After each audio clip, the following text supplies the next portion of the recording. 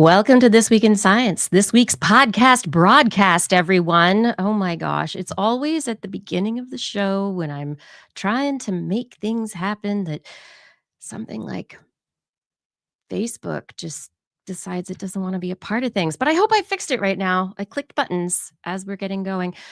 Hey, I'm all alone tonight. We're going to talk about science. This is your evening science road trip. I don't know. I'm making things up. I am going to be here tonight to talk about science. And this is the part of the show where I tell you that if I make mistakes, if things get messed up, if there need to be deletions and all that stuff, then Rachel is going to be fabulous and take them out for the podcast version. But you all who are watching this video version are getting the whole uncut real deal. And that is all there is to that. So, how's my audio? Are we 5 by 5? Are we ready to science chat? Yeah. No, yeah. What was it? What was my old show? Dr. Kiki Science Hour. And then I also had the science chat. That was one I did for a really long time. Yeah, I'm sounding all right. Yay. Woohoo, woohoo. Okay, so thank you for the validation of my audio quality. Let's begin the show. I don't have to go into my full screen because I was already in full screen. So, yes, my friends, we are starting the show in 3, 2. This is TWIS. This Week in Science, episode number 1040. Am I right? Did I get it wrong? Did I delete things? What just happened? My whole thing changed. No, 1041. I thought it was. What happened there? Something got deleted. Okay. Ooh. I made a number wrong and it's not 1040. It's 1041 because next week is 1042. Do. What you gonna do? I knew it. Rachel's gonna edit this out. La la la la la. Okay. 3, 2. This is TWIS. This Week in Science, episode number 1041, recorded on Wednesday, December 10th, 2025. Tilting at Tumbleweeds. Hey everyone, I'm Dr. Kiki, and tonight on the show, we will fill your head with space gum, dinosaur dots, and necroprinter. But first, disclaimer. What got more attention this week? That a wind turbine dropped a massive blade into a cranberry bog, or that a U.S. district judge said tilting at windmills is arbitrary and capricious? If you heard the stories at all, you're among the few paying attention to the to-dos, the kerfuffles, and all the things that this week gave a win to wind power. Woo. Perhaps we'll see a few more whirling wonders in the world. Just because someone doesn't like it doesn't mean they can stop it. Just like This Week in Science, coming up next. I've got the kind of mind that can't get enough. I want to learn everything. I want to fill it all up with new discoveries that happen every day of the week. There's only one place to go to find the knowledge I seek. I want to know what's happening. What's happening? What's happening this week in science? What's happening? What's happening? What's happening this week in science?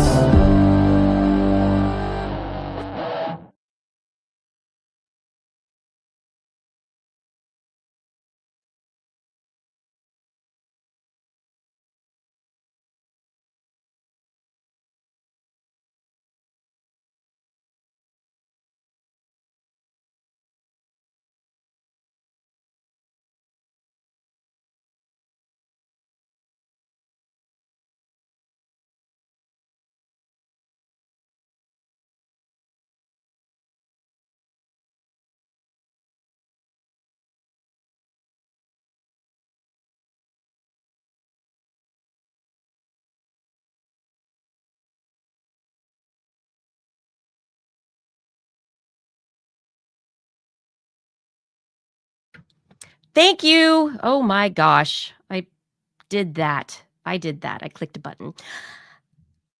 Good science, everyone. Welcome to this week's episode of This Week in Science. Thank you for joining me. It's just me and you for this week's adventure through curiosity. There's so much out there, and I am really excited about getting to talk about it with you. Yes. So I have stories tonight that I've brought that I picked out this last week that I thought would be fun and thought inducing, curiosity developing. What are they? Space gum, dinosaur dots, elephants and bees, kids and dogs, glyphosate ghostwriting, tumbling tumblebots, and a necroprinter. And I will get to that by the end of the show. All of it, and I don't know, maybe more. If you have things you want to talk about, we'll talk about these stories. All of you in the chat room, if you're here, we're talking. So if you have thoughts and questions, I will see what I can do to make sure that they're brought into the conversation because I'm talking with you. Okay. If this is your first time joining This Week in Science, I want to I'm not reminding you, I'm telling you, I'm reminding others that you can get TWIS as a podcast. We are all places that podcasts are found. Look for This Week in Science, subscribe yourself, subscribe your friends, and then you'll never miss an episode. Also, we are weekly on YouTube, Twitch, and Facebook, 8 p.m.-ish Pacific time. And those episodes are there. You can join live. You can watch them later. It's so much fun. But TWIS.org is the website where you can go to find out about the latest episodes, find out show notes, get links to our Zazzle store, our Patreon, and find out about every episode. So if you haven't subscribed yet, you can go to TWIS.org, get what you need from the latest episode, and then hopefully we'll find you in one of our live shows or as a subscriber later. All right, everybody. Bump. Is it time for the science? I wish I had my co-hosts here to say, yes, it's time for the science. Okay, starting off the show, let's talk about space because I like space. All right. We're starting with sugar, gum, and dust. On an asteroid. Yes, NASA's OSIRIS-REx spacecraft went into space to the asteroid Bennu. It was a sample return mission. It grabbed bits of the little asteroid that could, brought them back, and we have been looking at these samples, the pristine samples. They're going through trouble to say that they're pristine. Are there questions? But this mission, this spacecraft, all this stuff, there's been a lot of information previously about amino acids, complex carbohydrates, or like complex molecules being found on the surface of Bennu. This new series of papers, 3 papers published this week, Nature Geosciences and Nature Astronomy, they found sugars. So I'm going to say sugars, gum, and a lot of dust. So we'll get into that now, right?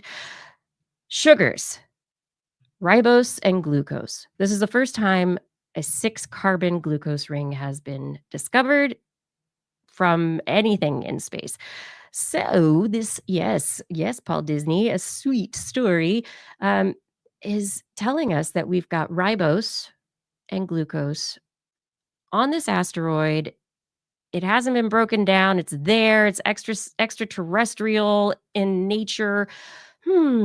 Asteroids and comets were around. This Bennu was around in the early solar system.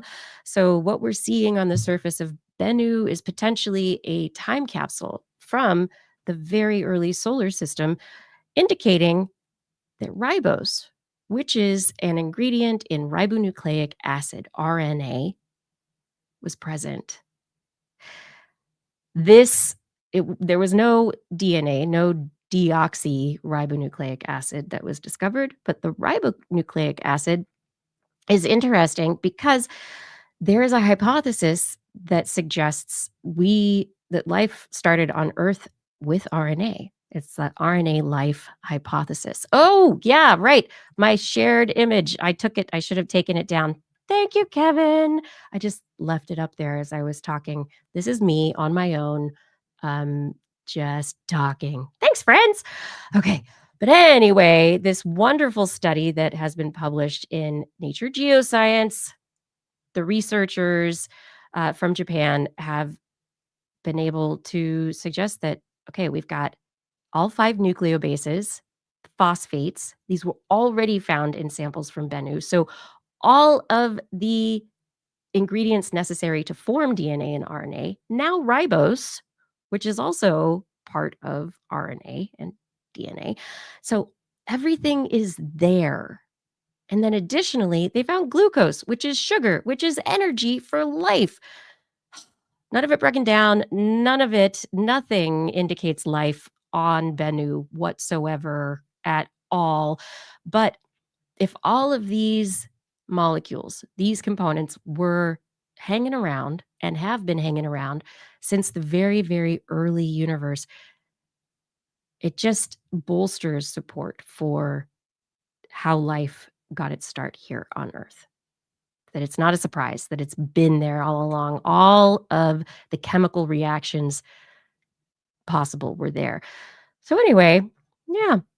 But who dropped their gum on Bennu? No, I'm kidding. It's not chewing gum. It's a polymer gum. So a sticky gum-like substance that has come from interactions between carbomer and nitrogen and oxygen and years of chaotic chemical reactions. These researchers were able to discover this these sheets of this molecule that they say looks as though it, and this was I think electron micrograph imaging, but they were able to confirm that this substance would have been kind of sticky and pliable and not a hard rock-like substance. I mean, it's in space now. So it suggests that these interesting polymers and chemical reactions have been taking place on the surface of Bennu for a very long time. And why? Why? How? What's going on there? Anyway, the researchers are excited because this has never been seen before. They say that they see the same kinds of chemical groups that occur in polyurethane on Earth. And so they're suggesting, this is their quote, making this material from Bennu something akin to a space plastic. But it's not like an orderly plastic, it's random. And like I said, chaotic. It's hodgepodge. There's lots of elements and composition. It's just particle to particle. And so it has an interesting nature that hasn't been seen before. This is the first time we've seen this this composition, this component. And so is it going to be on other asteroids? We don't know. How might it have impacted the formation of life? We've been talking about the RNA life hypothesis. There's another hypothesis suggesting that life got its start within little tiny clay formed bubbles where there were little holes in clay, and the clay basically formed the outer edge of a cell. So there was no cell membrane, but the clay basically held solvent and components like ribose and all this stuff and allowed chemical reactions to take place. But what if it was clay and possibly a compound like this? Maybe there was an early plastic. Maybe plastic life, it really is where we came from. I don't know. Paul Disney, Bennu is not covered in space boogers. No, unless it's plastic boogers and dust. And oh my gosh, you made me sneeze. Okay, anyway, Bennu might make people allergic just like me. Okay, Nature Astronomy and Nguyen of NASA's Johnson Space Center in Houston, they looked at pre-solar grains and they found these rock types and tried to figure a bunch of stuff out. But anyway, they had 6 times the amount of supernova dust than any other studied astromaterial. And so they think that the parent body of Bennu, that Bennu came from, it might have come from a part of the protoplanetary disk that was enriched with the dust of dying stars. It's really cool. So lots of dust, sugar, weird gum, and new insights about the beginnings of our solar system, and additionally the potential for chemical reactions that could have led to the chemical reactions upon which life depends. Um, all this stuff found on Bennu. Where else is it? This is so exciting. It's pretty cool. Anyway, I think it's very interesting that we have these sugars that are I don't know. It's pretty sweet. Bennu's pretty sweet.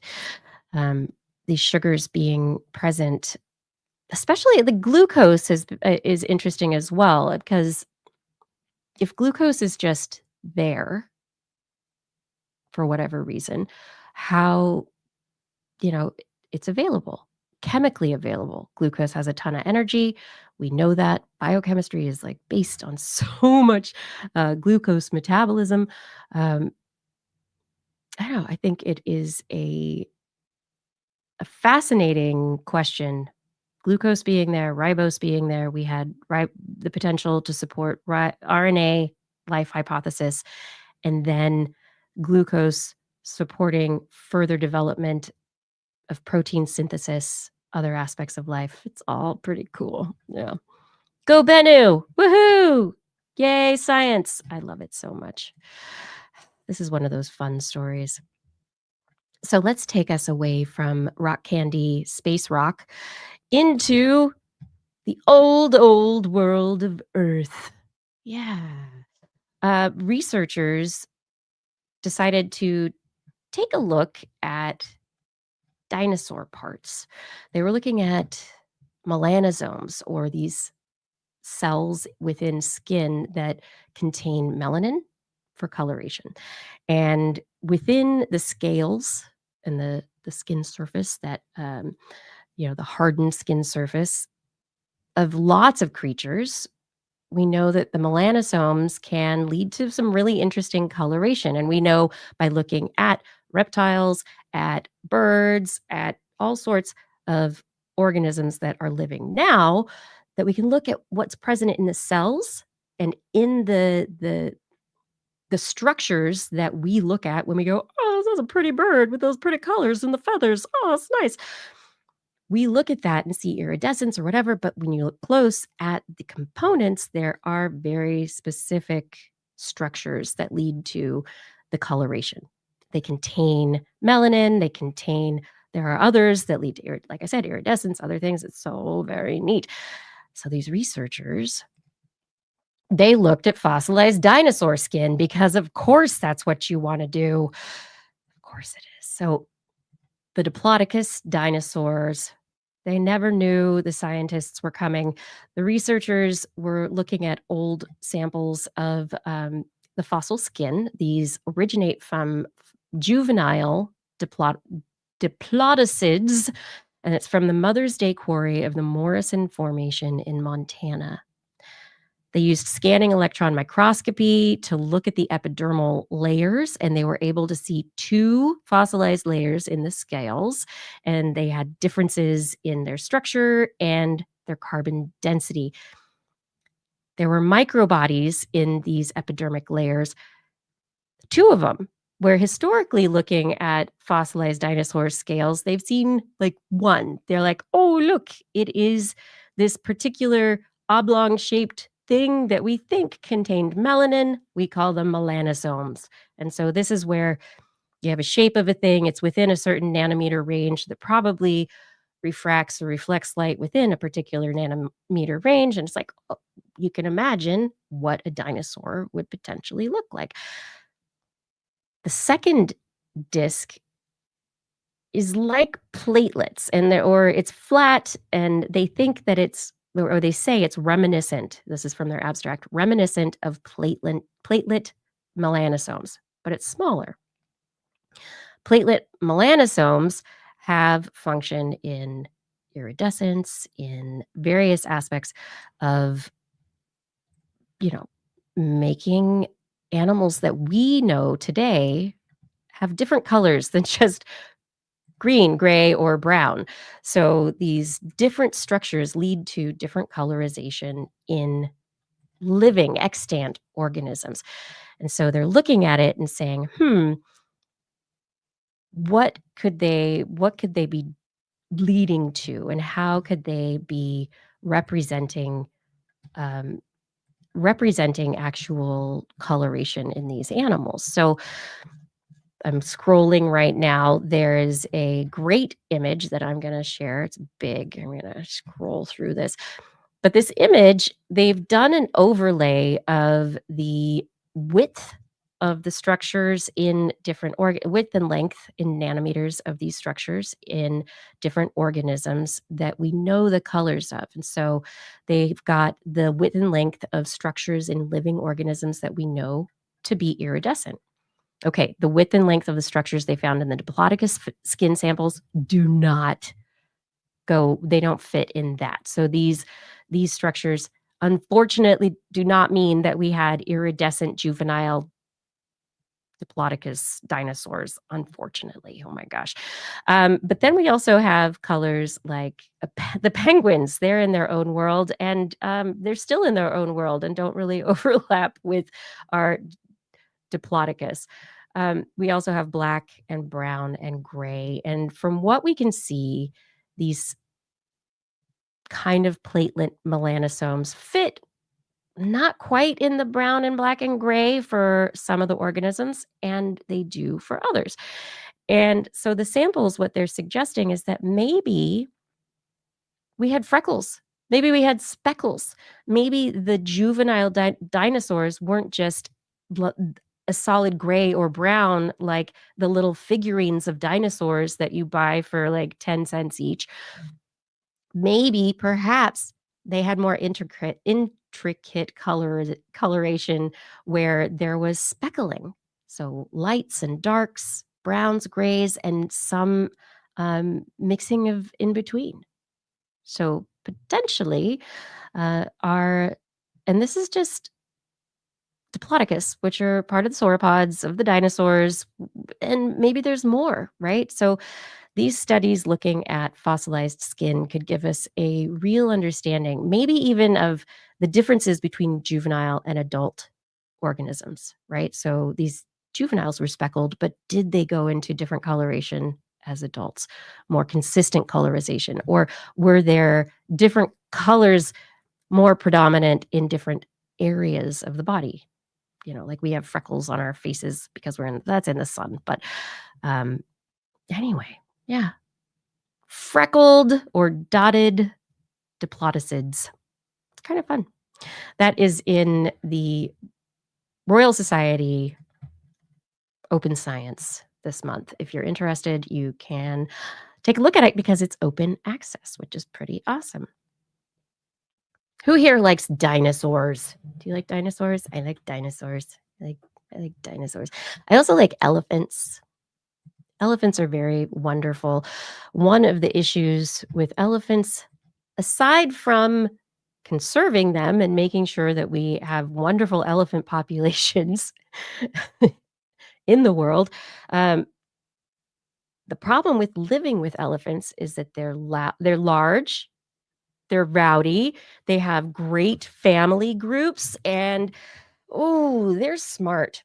So when they see that farmers are farming, irrigating, they're like, "Ooh, easy access to water. Thank you. Ooh, easy access to high nutrient food. Thank you." So farmers and elephants have been at an impasse in Africa for years. Now, different countries in Africa have been using different mechanisms to be able to keep elephants away from these rural farming, these family farms, these places where these things are. One study by the researchers that this study that I'm going to talk about in a second are by they used flashing lights to keep elephants away. I mean, really, flashing lights are only going to keep away everything except for ravers and airplanes.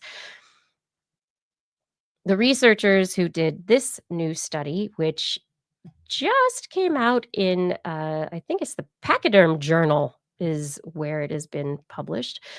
Um, this study looks at elephants in Botswana specifically, which I think is kind of fun. Anyway, the elephants in Botswana, the people in Botswana are having issues with these wonderful elephants because, of course, they're coming and they want to eat the food and they want to use the water and they're trying to take advantage of the resources. How do you keep the elephants away? Well, one of the other mechanisms that had been tried in Kenya and some other places is using African bees, or at least the sound of African bees to keep elephants away.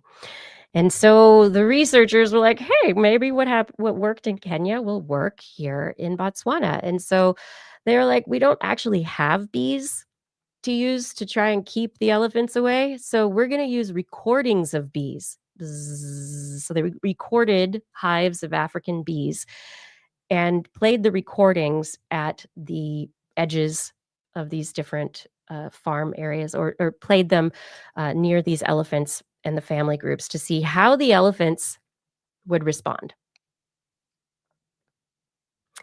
Kenyan elephants did not like bees. They went away, they did not approach. They're like, "Bees? No." And none of them. Like, it was massively successful across the board, easy way to keep elephants away from your farm was using the sound of African bees. Botswanan elephants, however, it was a mixed bag. Some families they did not like bees and they decided they had to leave and they were not interested. However, others did not care. They had no care for the bees. What is that? I don't. And these are not deaf elephants. These elephants are very abled hearing.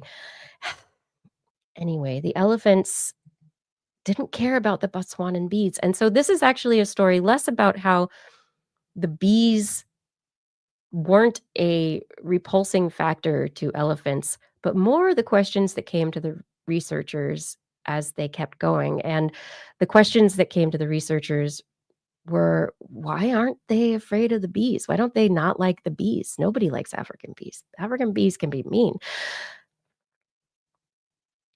It has to do with how many bees are in Botswana. So in Botswana, there is an issue with the prevalence of bees and bee colonies. And so potentially the elephants and many of these family groups of elephants have never had a problem with bees before. Whereas perhaps in Kenya, where the majority of elephants did not like bees, they've all had negative experiences with the bees. Here in this particular situation, they're seeing a situation where it's a mixed bag, and actually a lot of the elephants could care less about these bees that would actually be a really negative experience if they were to interact them, to step on a bee near a hive. Anyway, they want to do more research to find out exactly why, but what they've discovered is playing sounds of beehives in Botswana is not going to keep the elephants away from any hives, and it's the beginning of more research. Would you believe it? How elephants could lead to more bee understanding. That's where we've gotten. That's where we are now. How are we all? Yeah. Oh, I'm going back to the chat here. Cord143 is mentioning infinite diversity with spin mechanics and lighting effects back to the dinosaur dots story, right? So, lighting effects, the spin mechanics of the molecules, the components of whatever those small platelet melanosomes may have been. It's an interesting question, but we do know that, like, within a particular size range, you're going to get a certain shift in the light. I don't know. Maybe there were iridescent dinosaurs, but now I believe I do believe I'm sorry. I love bee puns. I really do. I love dinosaurs and I love bee puns. How many of you had dogs when you were growing up? Here in the US, there is this stereotypical kind of nostalgia story that is oh, if you are growing up, it's the man and his dog, the boy and his dog growing up together, and, the good feelings that having a dog when you're growing up is going to lead to a good person. That if you grow up with a dog, you're going to have these great experiences. Um, and potentially, I mean, I don't know, there's this very positive story, this narrative that we tell related to people and their dogs growing up. But what if it were more than the dog that led to the person being mentally healthy and capable in life? What if it were not just the dog, but the dog's microbiome?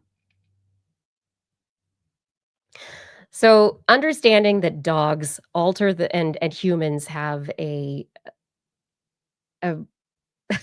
Kevin Reardon, I like gerbils. Okay, fine. Well, you have gerbil microbiome. Anyway, the researchers publishing in iScience this last week their study of adolescents and dogs.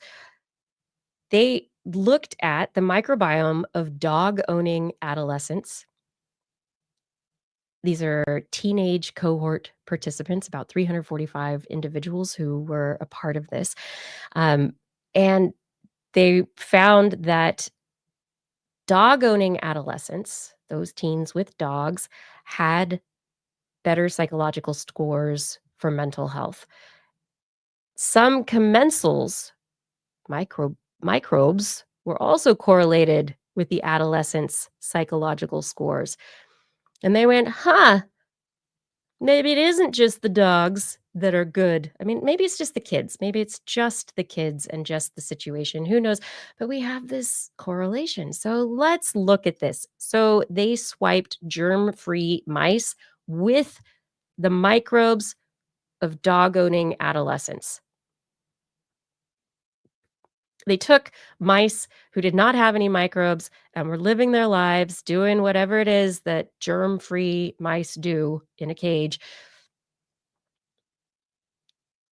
And then they didn't just give them adolescent child dog microbes, they also put them in a cage with another mouse, a trapped cage mate who was experiencing distress. The germ-free mice tend to approach those trapped cage mates less often when they're germ-free. Mice treated with dog-owning adolescent microbiomes, they approached their distressed cage mates more often.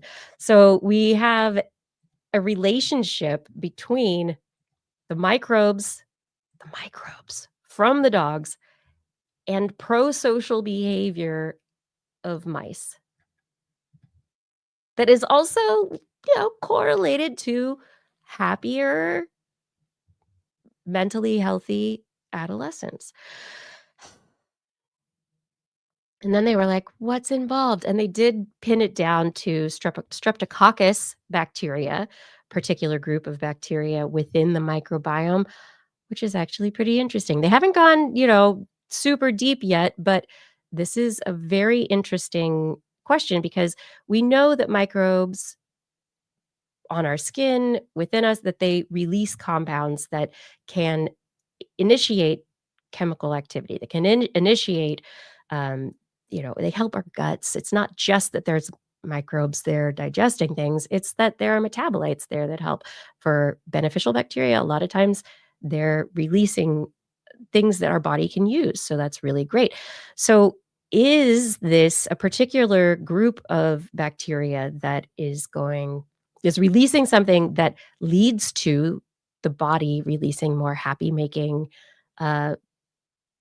compounds, or is it something that's different? What is happening? Can we wipe the microbiome of dog-owning happy adolescents on people and see a difference? No, I don't think we can, but this is where that research is going. Are there aspects to this interaction that we can use in a targeted fashion moving forward? And then we just have to think more happy thoughts about kids with dogs and their germs. Yep. Hi, dogs. What's going on? Yes, adolescents who own dogs are happier, not just because of the dogs, because of their germs. What if you changed the germs on the dogs? I think that's another question. Anyway, we have some interesting work here, researchers. Pulling out the threads of understanding of our world. Kevin Reardon is saying way too many variables, but that's the point of breaking it down into scientific study.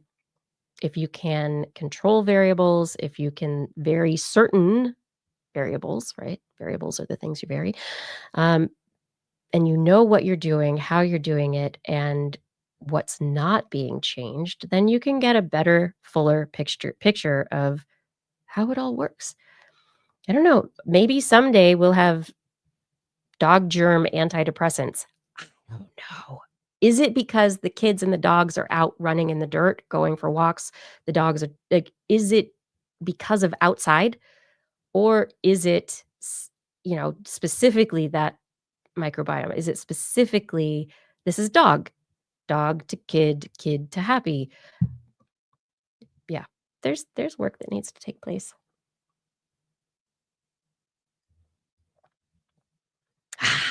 If you are a dog to kid, a kid to happy, and you're happy to be here, even if you're a gerbil kid as an adult and you're happy to be here, thank you for being here. I am so happy to be talking about science with you and bringing these fun studies. These were my fun little easy stories. The next bit is going to be a bit more conversation, maybe some horror. I don't know. It's the holidays. I don't think we could do horrible stuff. This is This Week in Science. If you are just tuning in, thank you for joining us for this episode. Please tell your friends about This Week in Science. Share the links to TWIS. Get your friends to subscribe. The more people are learning about science, learning how to be curious and expand their understanding of the world and how science helps us understand the world and also innovate within it for society, the better we're going to be all together now. It's going to be good. Head over to twis.org. You can click on the latest episode for show notes and to listen to the episode after Rachel posts it tomorrow or as soon as she can. Additionally, we have our Patreon link and our Zazzle link. If you're interested in helping support this show, please click on those links because we are listener supported. Thank you for your support. We can't do it without you. All right. Now you want to talk about some things? Let's talk about some more things. So Roundup, glyphosate. Oh my gosh. It was a while ago now, but this story came out of Retraction Watch and this last week. And I had to bring this week because it was a while ago when we had a conversation about glyphosate. And I was introducing a story and came into it going, and it's not dangerous to people and blah, blah, blah. And Blair and Justin both stopped me and said, wait. No. Bad. And they gave a lot of evidence that is actually the predominant evidence. And I realized that I had read one review and it had confused me a bit. And that this one review article, it didn't say that it had been written by any employees of Monsanto. It didn't say it had been funded by Monsanto. It was a study and it was, an article review. So all the articles, all the evidence, and yet the paper concluded that glyphosate's not harmful, does not pose a health risk to humans. And I read that story, and because I couldn't see the evidence of interaction with Monsanto, cherry picking the data, I didn't see the things, and it made me confused, and I was like, "Well, maybe it's not terrible." I don't I the international health groups have already said no. Right? So the International Agency for Research on Cancer, part of the World Health Organization, in 2015 declared glyphosate possibly carcinogenic, and I knew that, but this paper came out and it muddied the water for me. And as much as I try to stick to evidence and understand what's happening when something is not exactly your area of expertise, and something like this comes out that is not on the surface able to be denied, right? It makes it hard to deny it. And so when the last time we talked about glyphosate on the show came up, and I started coming at it with a, well, and Justin and Blair corrected me. I'm glad they did, because Retraction Watch has published an article this last week about the now retracted article in regulatory toxicology and pharmacology. It's an old article. This has been going on, this communication of evidence and and disinformation campaign of evidence has been going on for decades. The paper's been cited 614 times. However, there was some great research by Naomi Oreskes, Alexander Korov, and others, and they've published their findings. They published them in Environmental Science and Policy. They wrote to the editors of Regulatory Toxicology and Pharmacology. They wrote editorials describing the work in Science and also Undark. And the paper has finally, 25 years later, been retracted. The notice of retraction is more than 1,000 words long. The editors detail several critical issues that are considered to undermine the academic integrity of this article and its conclusions, such as the apparent contributions of Monsanto employees as co-writers to this article without acknowledgement as co-authors. There were also unpublished studies from Monsanto used in the analysis for this paper. So it's a review, a meta-analysis that relied on papers that nobody else could see. They're Monsanto papers, they're internal, unpublished. Anyway, these were the reliance for the conclusions that glyphosate exposure did not cause cancer. And so they did say this necessitates this retraction to preserve the scientific integrity of the journal 25 years later. Apparently, Naomi Oreskes and Korov, in their analysis, found evidence of emails between individuals within Monsanto and uh, and and the writing group, and they found that there were these emails in which one individual proposed, I'm quoting from Retraction Watch right now, proposed keeping the cost down to produce a scientific paper with outside scientists, quote, by us doing the writing, and they would just edit and sign their names, so to speak. Recall that is how we handled William Crow's and Monroe 2000. And there are links to these documents in Retraction Watch. So as wonderful as glyphosate is for getting rid of so many weeds in your garden, exposure to glyphosate is it's not safe. And this paper, apparently, this was ghostwritten by Monsanto employees using unpublished Monsanto evidence. And this paper was among the 0.1% of most cited articles on glyphosate. hence my confusion, hence others' confusion. And so this, as Korov and Oreskes say, this is not going to erase 25 years of influence, but it's time to say that fraudulent authorship is unacceptable. So 0.1% of most cited articles.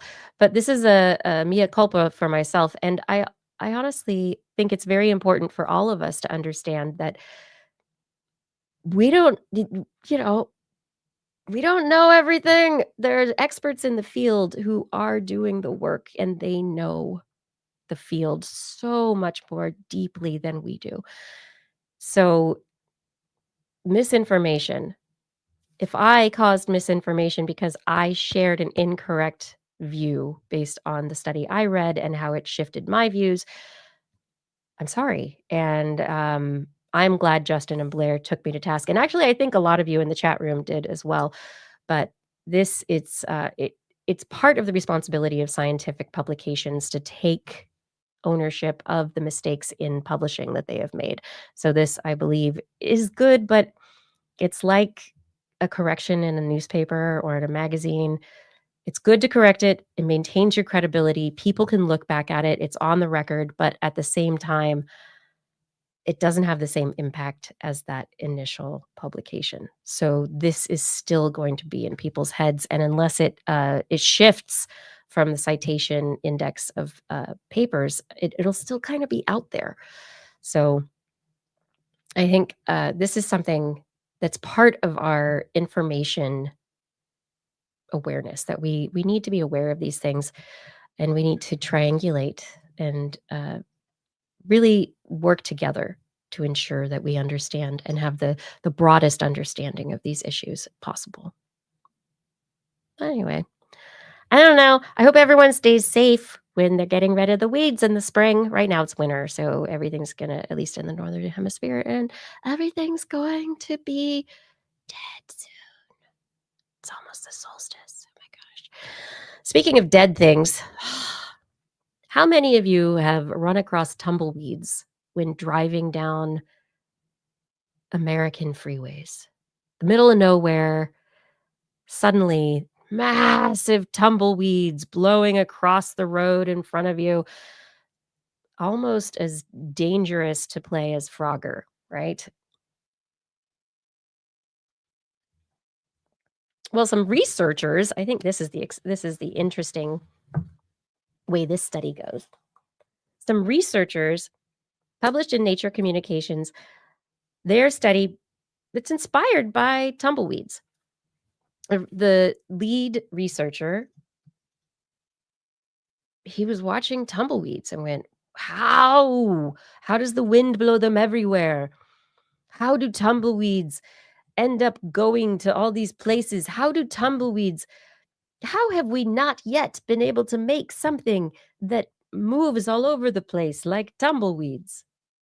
Right?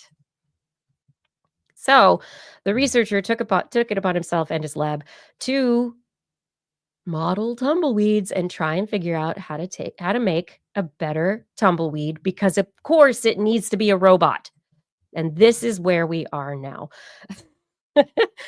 We are in the world of tumblebots. So these tumbleweeds, the researchers were able to take a look at how tumbleweeds moved and the physics of the movement of tumbleweeds. So how does a chaotic ball of branches, twigs, seeds, leaves, how does it create more drag than a solid sphere or any other kind of sphere that we have created to this point? And so they used modeling computational fluid dynamics, wind tunnel experiments to study their aerodynamics. They determined the porosity of the tumbleweeds, where there's a vertical porosity gradient. And what does this mean? It means that there's a different amount of like pores, right? How much wind can get through from the bottom to the top. 60% porous at the top, 40% at the bottom. And if you look at a tumbleweed, it kind of makes sense, because a tumbleweed has branches at the bottom, and they expand outward in a branching pattern, kind of into a ball, um, as the branches move. And so they were able to model this and say, how can we build our own? And they actually created a little ball built of plastic that they ended up putting a drone inside of, because, of course, you have to put a drone inside of a tumbleweed to make it work better. And they were able to create a tumbleweed that this ball, it actually moves better than a tumbleweed. So it moves faster and can go uphill, all on airflow, just the wind lifting it and moving it because of the way that the porosity and the differentiation of the fluid dynamics creating a differential flow over the surface. So it leads to the rolling of the ball, even uphill. And the researchers from there were like, okay, well, what if it bumps into a log? What if it rolls into a river? What if it, all these scenarios? And so they said, well, if we are going to create our Tumblebot, and they're not calling it that. I called it that because I think it should be called Tumblebot. But they modeled this thing and created it and tested it in the world using a drone inside of the bot so that the wind would blow through the tumbleweed structure, the Tumblebot, get it to roll. And then if it ran into something, had an issue, they could use the drone to move it forward just enough to let the wind take over. In some situations, they could create enough lift so that the tumbleweed would fly, which is different from normal tumbleweeds, except in a hurricane, right? Um, but the tumbleweed with the drone inside could take lift and take wing and get to the air. So it's an interesting situation where we could potentially be using this new design to what they're suggesting. They don't have autonomous control yet. So this is remote controlled drone inside of a tumbleweed. If they could make it autonomous, initiate swarm cognition, so where there's a bunch of tumbleweeds and they talk to each other and are able to move through an area based on where they all are and what's going on in the environment. And then additionally, with a bunch of sensors, we could release tumblebots into the world, and they could be environmental sensors in situations of chemical leaks or I don't know. Who knows why you would want to put a fake tumbleweed into the world? Who knows why you want to do that? But um, that's what there are lots of reasons that an engineer would want to put a tumbleweed into the world. But why not? I mean, we put cameras on cats. We have drone imaging of, all sorts of landscapes. But what about a tumbleweed's perspective? Rolling through the sand, traversing water, traversing obstructions. It's pretty amazing too, because they were able to, with the passive wind locomotion, get the majority of distance in where they were going. But the active locomotion, they were able to, save battery, be able to not use the drone the entire time. And so they think that with a quote unquote smart system, an autonomous tumbleweed could potentially last for a very long time in an environment into which it's released. Yeah. Anyway, the tumbling tumbleweeds of technology. We are here now. Tumblebots. Oh, Kevin Reardon. Yes, that's what you said. And this is a great thought. And this is one that was in my head earlier, and I totally forgot about this. We put tumbleweeds here on this planet but what about Mars? Why have a robot necessarily if you have an autonomous tumbleweed? Mars has incredible winds. The winds would definitely throw the suckers around, but could you imagine the mapping, the sensing, the understanding of that alien life landscape that we would be getting? I think it would be I think it would be amazing. I think we should put tumblebots onto other planets. At least other planets that have wind. Right? It'd be good. It could work, huh? Yes. Release the tumblebots. I mean, I swarm technology is a little concerning to me, but people have been working on it for years. There's a wonderful group that used to go to Maker Faire with their swarm robots, and they're beautiful. The technology behind them is amazing. And the idea of being able to have an organism really that communicates, is able to cover a landscape in a period of time. It doesn't have to be people. It could be in a dangerous situation, right? It could be a swarm of robots. And if they're all communicating and sharing location, sharing sensor data, they can acknowledge what is happening and where. Maybe some of them can help each other. Maybe they can cover ground that others haven't. There's a lot to where these swarm bots could be really helpful in our understanding and exploration of our solar system and beyond. But yeah, make it a tumbleweed. It doesn't have to be any remote. Make it not heavy. Make it something the wind can blow. I think that is actually it's a really interesting idea. Okay. I only have one more story. And then we can either talk or not talk or whatever. Let's get ready to tumble. Exactly. That is exactly what it is. And now I bring you. Wait, where are my pictures? Here we are. Now I bring you. I'm going to scroll. I'm scrolling. Here we are. Here's the image. This is what I wanted to share with you. Everyone.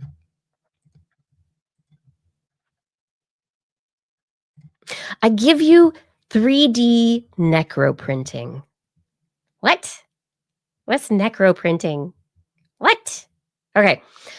So we've talked about some of the necroengineering that has been done using spiders, spider legs, other insect organisms with hydraulics and other biological morphologies or structures um, and forms that could be useful in engineering.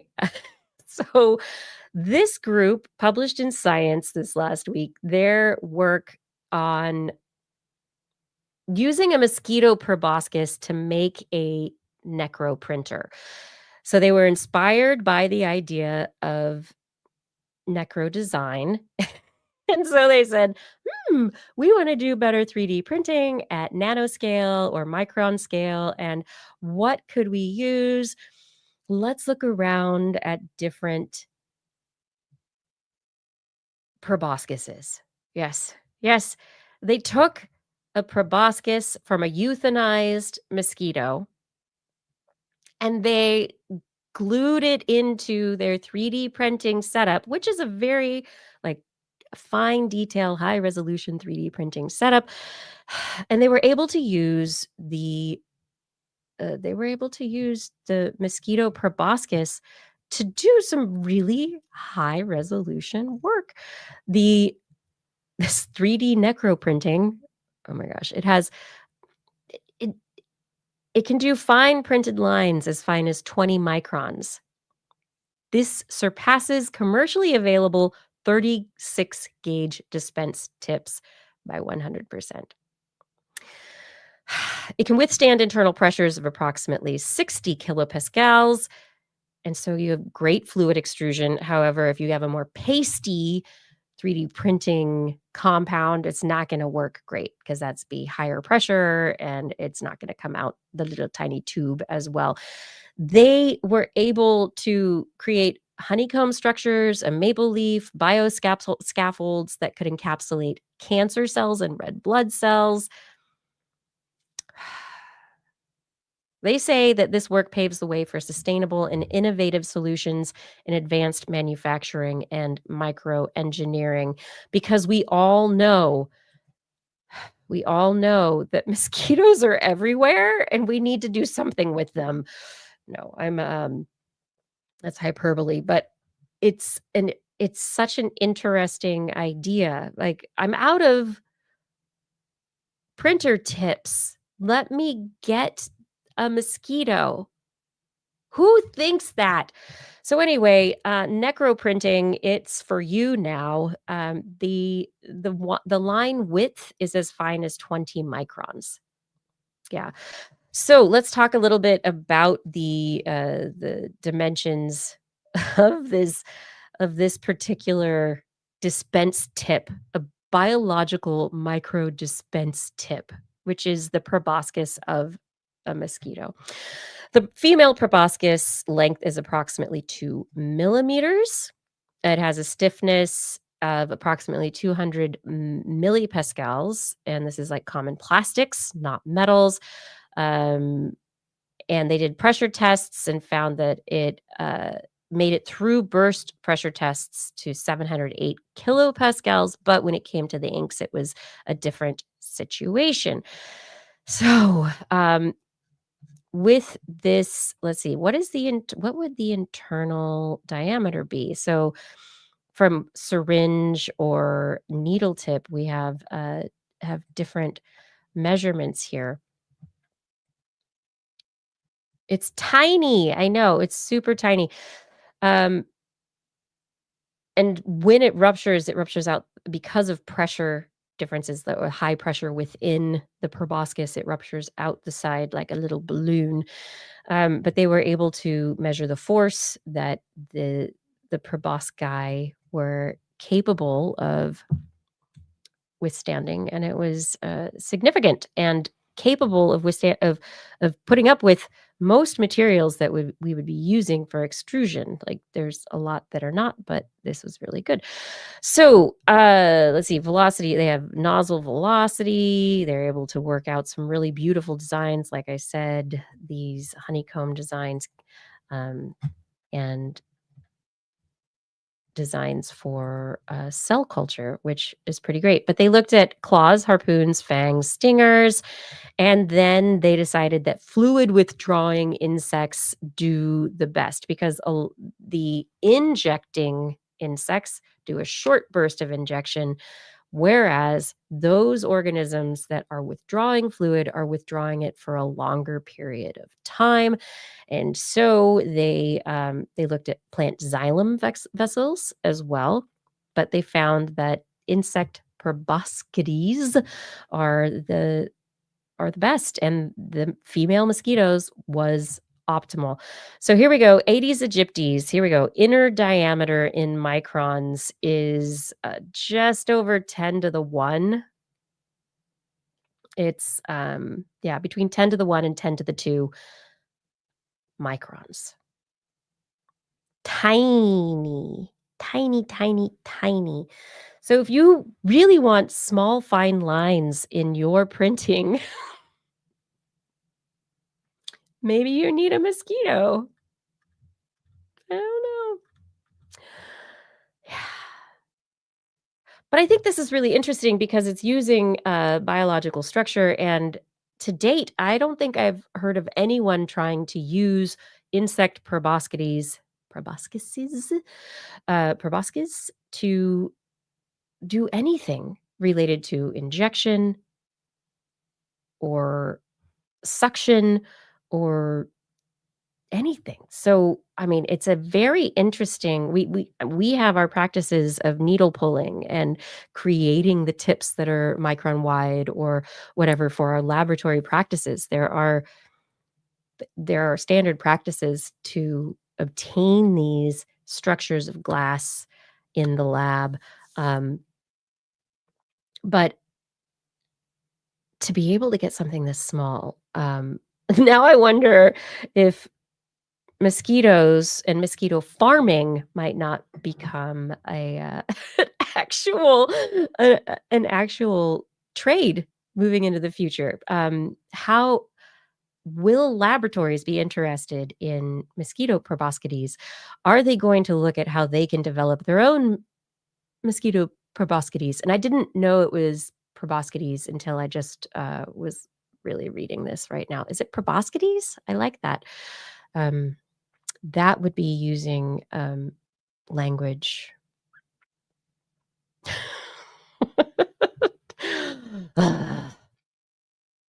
That's my story, though. That's it. So if you were able to get cells or structural material compounds to flow from your you have to have a very, very high resolution, non-vibrating 3D printing setup to begin with. You cannot have the one that is in the basement of my house right now. But if that kind of a needle, it's such an interesting idea. And I honestly love the fact that they were like, yeah, we glued it. We glued it to our setup and it worked. We just put it in there and we glued it and it dispensed our printing material in these micron widths, which is amazing.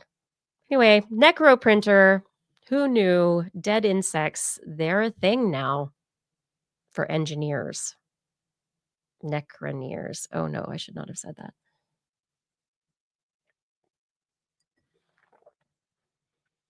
Yeah, it's a very interesting setup. I am interested to see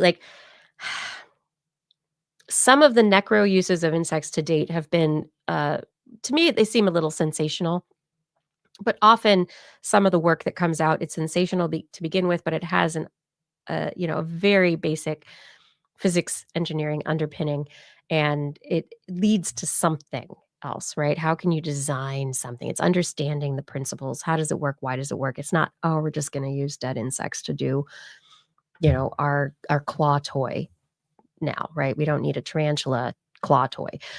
But the idea of this particular mosquito work is, I think, fascinating, and I'm interested to see where they go with it. Some studies go places, others are just going to end up in the Darwin Awards or wherever else. But is this the kind of biotic material that could lead to advancements in engineering? Is this the kind of biotic material that we cannot replicate? Is this the kind of biotic material that will actually be useful and not just be a gimmick? And I think these kinds of questions are very important. And of course, in the work, they're showing the value of it, but it's, I think, an interesting question. In the discussion of their paper, they say the glass-pulled dispense tip proves to be the only competitor capable of surpassing the resolution capabilities offered by the female proboscis dispense tip with printed filaments achieving line widths of less than 1 micron.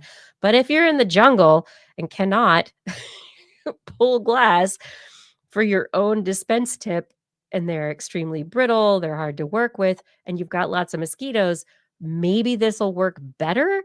I mean, this is such an interesting look at the world. And they say this work validated the feasibility of using a laboratory grown, uninfected female mosquito proboscis as a dispense tip for high resolution printing, showcasing its potential as a low cost, environmentally sustainable alternative to conventional metal and plastic dispense tips. They also suggest other alternatives. Although the female mosquito proboscis is better, assassin bug proboscides, bed bug, tsetse fly, sand fly, and aphid proboscides.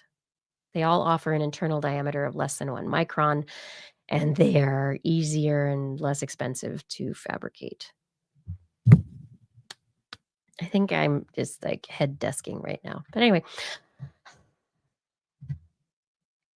Hey, everybody. If you're doing some great printing work, grab a mosquito, proboscis. It's going to be great. I really do love that study. What are we doing, you all? Where are we going? What's going on next? I've done my stories for the week. I'm trying to be optimistic. Everything is good. Blair is not here, and I miss her. Justin's not here, and I miss him, but I'm really glad that you're here. Thanks for being here in the chat room. Thanks for being here for the show. Thanks for talking about science and enjoying the science with me. I do, I rolled through the stories this week. It's not as big of a conversation, but I hope you enjoyed all of the science that I brought to the show tonight. Shout outs to Fada. Thank you so much for your help with social media, show notes, all that you do. Gord, Lore, others who help in the chat rooms. Thank you for keeping the chat rooms great places to hang out. All of you who are in the chat rooms, thank you for making sure that we have compassionate and respectful places to talk about science. We can disagree amicably. That's right. Tom Merritt said that to me today, and I liked it. So, yes, amicable disagreement. Yes, Rachel, thank you for editing the show. And Paul, thank you for recording the show. And of course, it's time for me to thank our Patreon sponsors. Thank you to Aaron Anathema, Adam Mishkan, Alan Viola, Ali Coffin, Andrew Swanson, Arthur Kepler, Bob Calder, Bob Coles, Brendan Minish, Brian Carrington, Chris Wozniak, Christopher Dreyer, Christopher Rappin, Craig Landon, Craig Potts, Dana Lewis, Daryl Myshak, Dave Wilkinson, David Youngblood, Don Mundis, Jonathan Stiles, aka Don Stylo, E.O., Eden Mundell, Eric Knapp Flying Out, Fredis 104, G. Britton Lattimore, George Chorus, Greg Briggs, Jack Jason Olds, John Atwood, John McKee, John Ratnaswamy, John Gridley, Ken Hayes, Kent Northcote, Kevin Parachan, Kevin Ridden, Kurt Larson, Lon Makes, Lauren Gifford, Mary Gertz, Marjorie, Mark Hessenflow, Mark Jenkins, Noodles, Patrick Pecoraro, Paul Disney, Paul Ronovich, Philip Shane, Pierre Velibzarb, Richard Badge, Robert Norland, Robert Farley, Rodney Lewis, Rudy Garcia, Remy Day, Sean Clarence Lamb, Shubrew, Stephen Alberon, Steve Leisman, aka Seema, Sue Doster, Teresa Smith, Tony Steele, and Vegard Shefstad. Thank you for all of your support on Patreon. We really can't do it without you. And if any of you are not supporting us on Patreon, you can head over to twist.org and click on the Patreon link if you're interested in supporting us in an ongoing fashion to make sure that we're able to bring you episodes week after week. We want to grow. We have a lot for people to know. We want to keep going, and your help really makes that happen. On next week's show, we will be back, hopefully with Blair, on Wednesday at 8 p.m. Pacific time, broadcasting live from our Twitch, YouTube, and Facebook channels. If you want to listen to us as a podcast, you have to search for This Week in Science wherever podcasts are found. And if you enjoyed the show, make sure you get them to subscribe to the show as well on whatever platform is their favorite. Ask them if they listen. Are you subscribed? Let me help you. Click, click, ding, ding, notifications, happy times. For more information on anything that you have heard here on the show, I've mentioned before, show notes and links to stories are available on our website, twist.org. And you can also sign up for our newsletter. Blair's newsletter? I don't know, someone's newsletter, our newsletter that we will send out with a wonderful, valuable thing at some point in time. We love your feedback. And if there's this topic or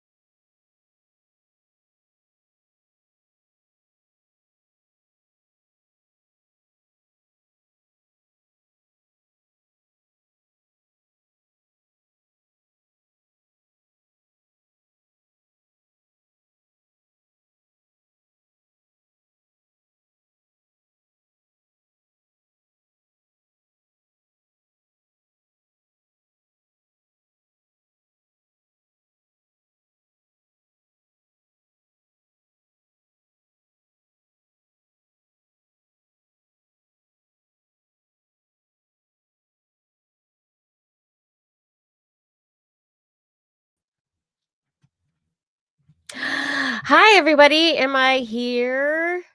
Or am I here? Am I back? Oh my gosh, my computer crashed. I didn't mean for it to be over already. Thank you. I know. Uh-oh. Am I back? Thank you, Brian Burwell. Thank you for that acknowledgement. I can't put my hands up here. I hit my little popcorn. My computer just fully shut down. Pew! And then there was a screen with all of the fan things telling me about the fans and how much. So I have a feeling that I've got a heating issue, overheating issue that I need to deal with. But if somebody can help me work with my tough gaming card, which I use for pretty much everything. I think it's the main card, my video card. Anyway, that's what it was. Sorry that I went away because I was so close to ending the actual show. Thank you for wondering what happened and for waiting until I could actually reboot and come back. So I'm scrolling down because everything changed, but I'm back again. Yeah, I am. I'm coming back to talk about the end of the show. You can sign up for our newsletter. What was I saying? We love your feedback. If there is a topic you would like us to cover or address, a suggestion for an interview, please send us an email. You can let us know on a social media account, but email works. Make sure you put TWIS in the subject line so that your email does not get spam filtered into a tumbling tumblebot and it blows away on the wind and then it's gone bye-bye because then the drone goes and it hops over a log and that you never know where it's going to go. We look forward to discussing science with you again next week. I do. I know I really do. And if you've learned anything from the show, remember, it's all in your head. And yours, and yours, and yours. This week in science. This week in science. This week in science. This week in science, it's the end of the world. So I'm setting up shop, got my banner unfurled. It says the scientist is in, I'm gonna sell my advice. Show them how to stop the robots with a simple device. I'll reverse global warming with a wave of my hand. And all it'll cost you is a couple of grand. 'Cause this week's science is coming your way. So everybody listen to what I say. I use the scientific method for all that it's worth. And I'll broadcast my opinion all over the earth. 'Cause it's This Week in Science. This Week in Science. This Week in Science. Science. Science. This Week in Science. This Week in Science. This Week in Science. Science. Science. Science. Science. I've got one disclaimer and it shouldn't be news. That what I say may not represent your views. What I say does not represent your views. It represents mine. That's all.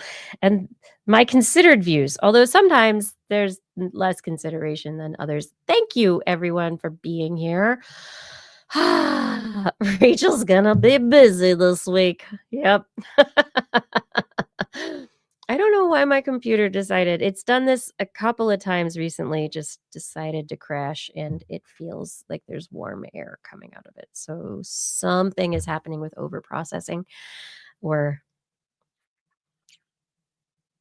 it's working hard, and I don't know why. It's probably because it's old, but not all of it's old. It's got new parts. I don't know. It's a Frankenstein. It is such a thing. Has anybody here seen the new Frankenstein? This is the after show, by the way. Anyone seen the new Frankenstein? I have not seen it yet. And I will say, and it could be a bad fan. We replaced it, but maybe I just need to replace it again. That the video screen that comes up when it decides to restart after crashing, it says I have all these different fans. I didn't know I had that many fans. So I don't know if I have that many fans. I don't know. I have you as a fan, do I not? But I don't know about those fans. Um, yeah, Frankenstein. Oh, Fada, you didn't like it. Oh no. So what I'm wondering, apparently, the director who I love in terms of directing movies, he said basically in an interview, he said basically every movie I've ever made is Frankenstein. And that he has been obsessed with the story of Frankenstein for his entire life. And I understand that. But I'm fascinated, right, by that idea of now you get the opportunity to actually tell the Frankenstein story and how does it go? So I'm interested. Ah, thanks, Paul Disney. Ah, yeah. Just wave your hands just like that. And it'll cool the computer right down. It'll work, butterfly, quantum physics, all that kind of stuff. It's all about your intention. Ha, ha, ha, ha. But I have loved the Frankenstein story for a long time as well, but like not probably to the extent that um Guillermo del Toro has, and right, it's Guillermo del Toro. But starting life as a young person, Frankenstein, I got pulled into the whole story, and I thought it was a great horror story, right? Scary monster, right? But I didn't think of it from like the real implications for a long time. And it was a couple of decades ago. No, 15 years ago now. I don't know.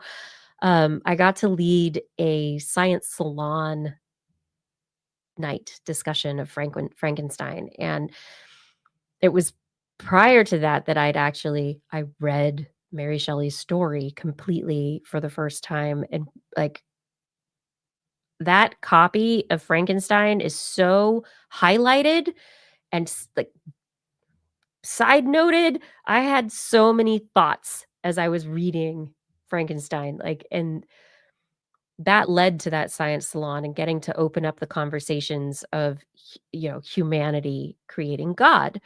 And whereas Frankenstein was a monster based on you know dead necro engineering, right?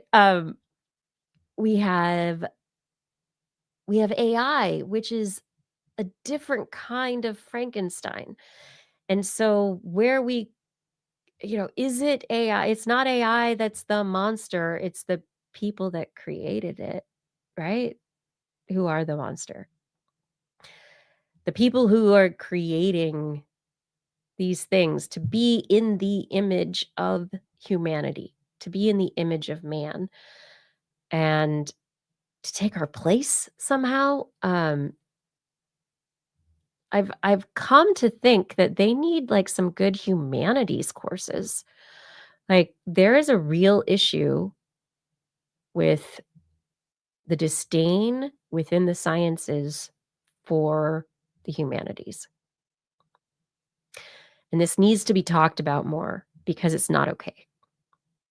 Culturally within science, people within the sciences look down on those arts majors. And right, communication. Oh my God. There is really like it's not okay. Like there is an elitism to people who get into a science program that I got in because it's so much harder to get into this program. Like what I'm doing is so much harder. It's a perpetuated internal validation, right? Like we do math, you don't do math, we do math.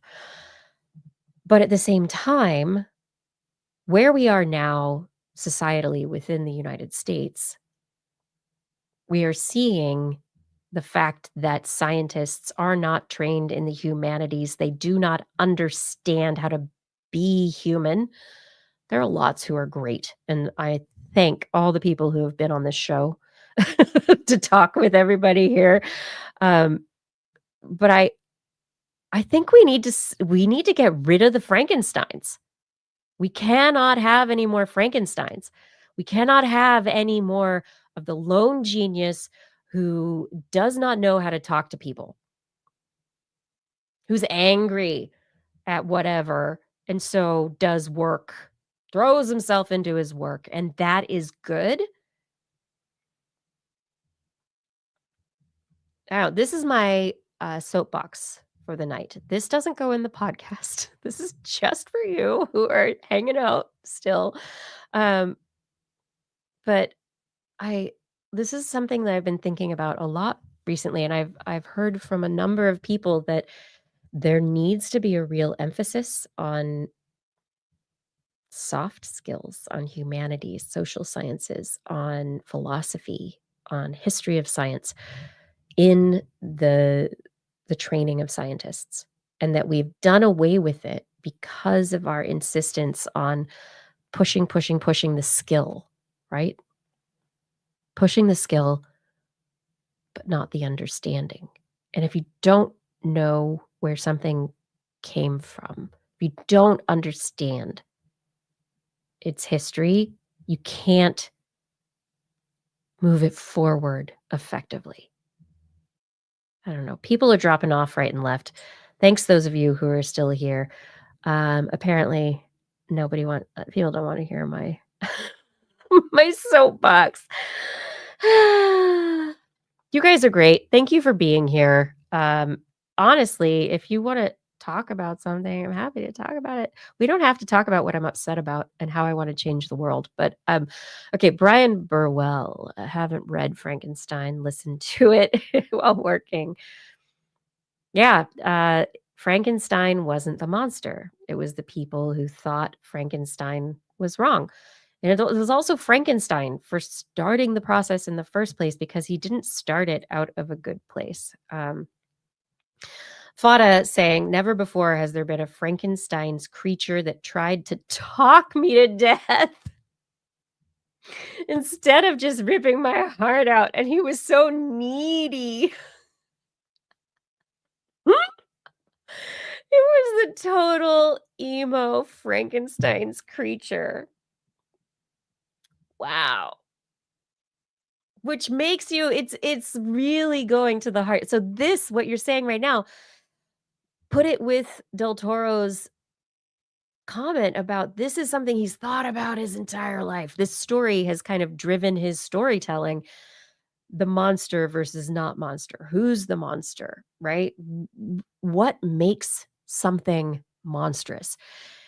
And so he went, I mean, did he double down? Like I kind of want with your caveat, Fada, I actually do want to watch it a little bit more now. Like, but I might not be able to watch it with my family. I might just have to do a solo movie watch, maybe with a blue sky commentary as I watch it. I don't know. Um, Brian Burwell, that's not to say they were completely wrong for thinking Frankenstein was wrong. So, right, exactly. The people who didn't like the monster, quote unquote, what Frankenstein created, they thought what the creation was the monster, but the people were the monsters because the creation needed love. The creation needed connection. The creation was gonna be something made in the image of man, right? And it wasn't given what it needed to be able to thrive and to be fully human. It was never allowed to be fully human.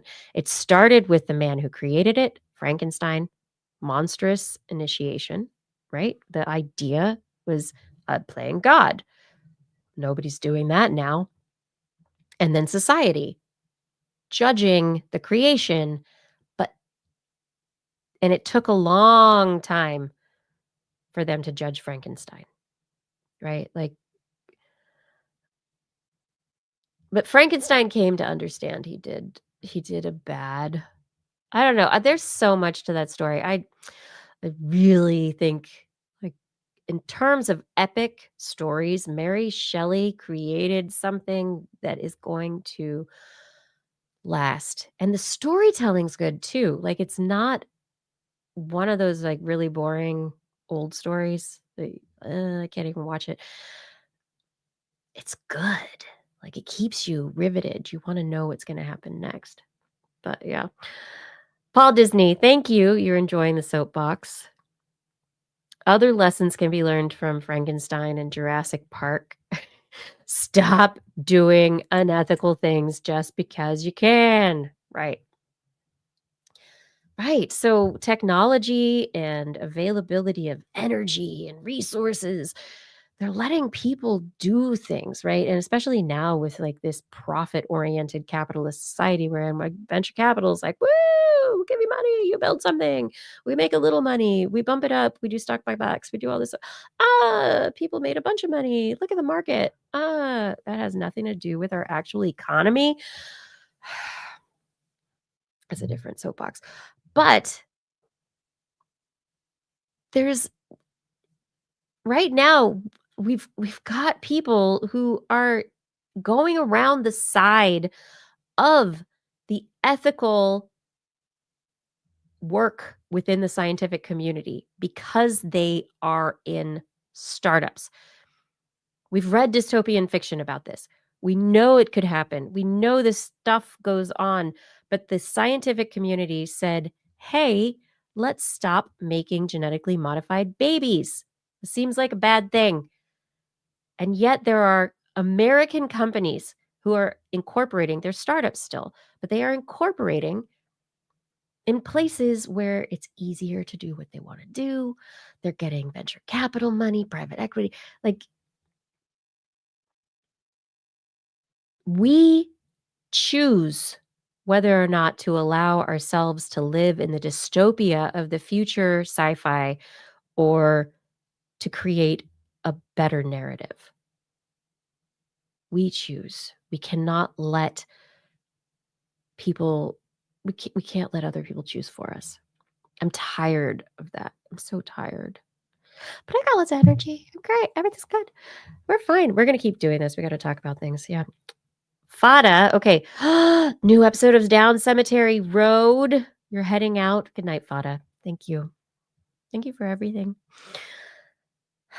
What am I gonna watch next, everybody? I've been enjoying Acapulco. I think Acapulco is the best. If you haven't watched it, it is Apple TV, which for some reason never remembers what things I've watched recently or not. It is not personalized anymore at all. Don't know why. What's going on there? Maybe I should talk to Tom Merritt about that one. I don't know. Yeah, Acapulco. It's funny, thoughtful. There's beautiful storytelling. It's great script writing, great characters, super enjoying it. It's like a positive thing in the world. There's like a few things that are nitpicky, of course. I can always come up with nitpicky things, but like the overall take home is that it's a good show. And I really like it if you haven't seen it. It is not sci-fi. It's in the 80s in Mexico. And it's great. I really like it. It's in Acapulco. Acapulco. I do not know if I'm gonna watch Frankenstein. I really, really want to, but I'm also so tired of sad and dystopia. What can we do, everybody? How can we fix it and make it better?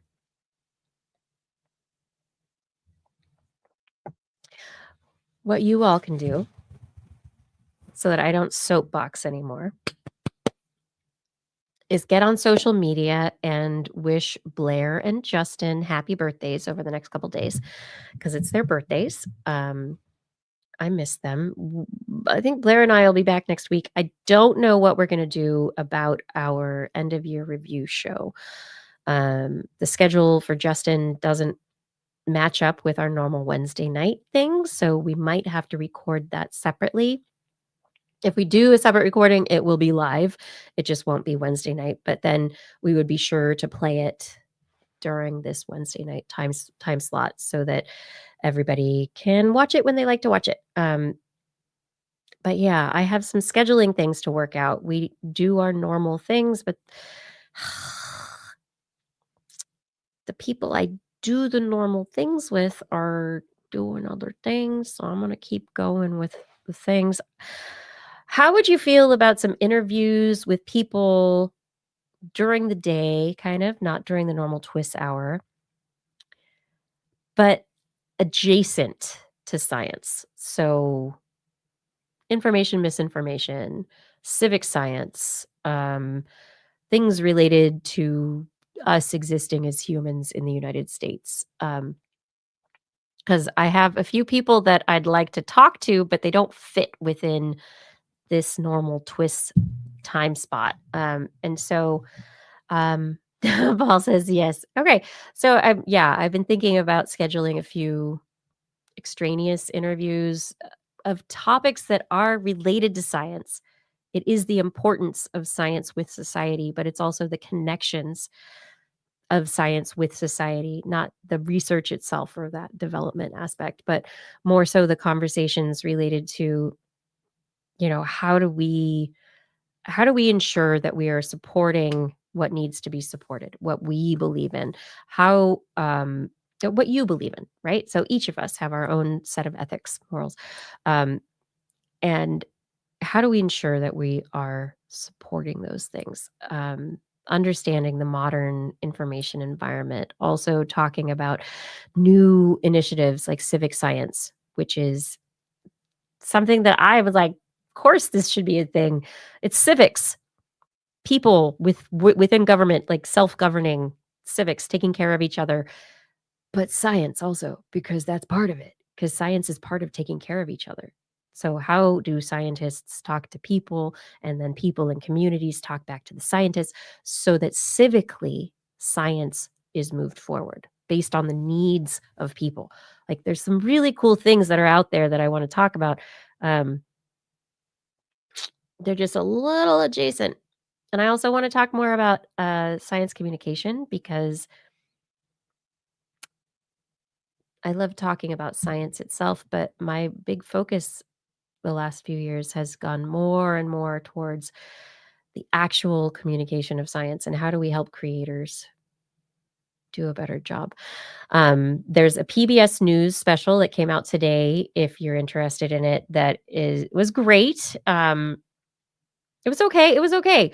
But we talked with influencers and information researchers, talking really about how do we deal with misinformation about science? Ah, as no, but it was great to see it discussed on a public forum, as opposed to just within academic bubbles or wherever else it's been. So I recommend the PBS News science thing. Johansson, Raven the Science Maven are in there. There's some really good creators they invited in to talk about that stuff. I don't know. I felt myself going, been there, done that. But maybe it is something that's for any of you who are out there interested in science communication or information and misinformation and the modern information environment. Maybe there's some new stuff in there for you.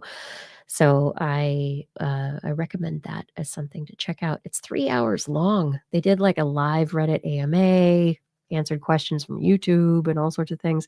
I think they did a good job. They could have done it better.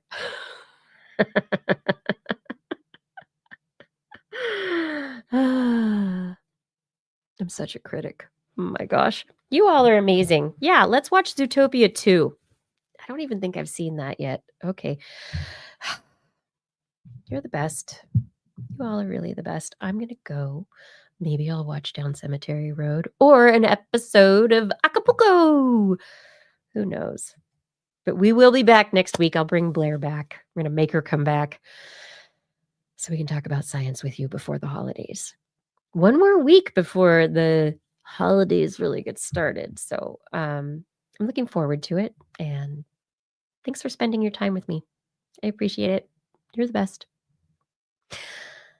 This has been This Week in Science. Stay safe, stay healthy, stay curious, and stay lucky. Thank you, the Armando T. I'm going to go get some rest right now. Good night.